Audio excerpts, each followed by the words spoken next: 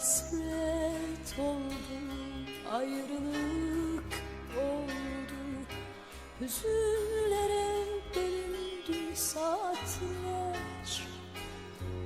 Gördüm akan iki damla yaş, ayrılıkta sevgiyle beraber. Bir şarkı, bir şiir gibi yaşadım canım acıları.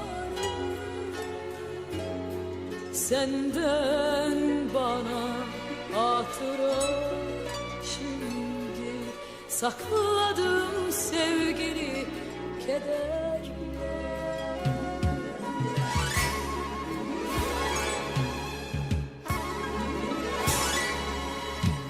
Bir sır gibi saklarım seni, bir yemin, bir gizli düş gibi.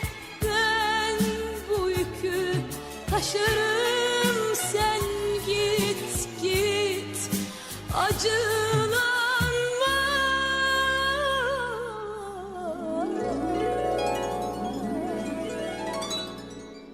Sen ağlama,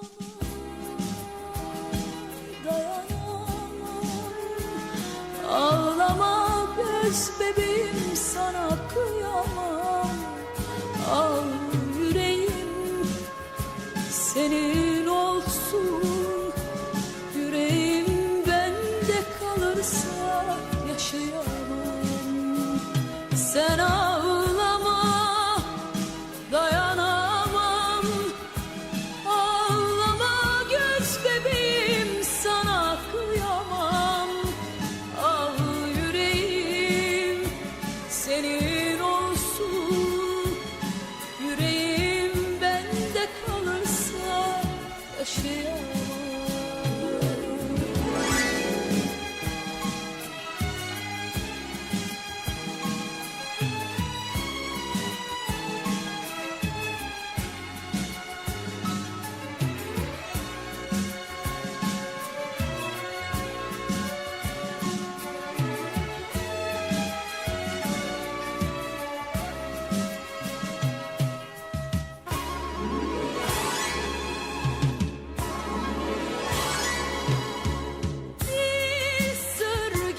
Saklarım seni, bir yemin, bir gizli düş gibi.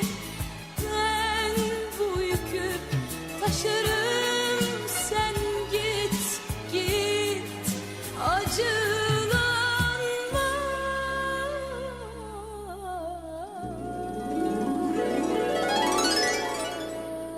Sen dayanamam. Ağlama göz bebeğim, sana kıyamam. Al yüreğim senin olsun, yüreğim bende kalırsa yaşayamam. Sen ağlama, dayanamam. Ağlama göz bebeğim, sana kıyamam. Al yüreğim senin olsun, yüreğim bende kalırsa yaşayamam.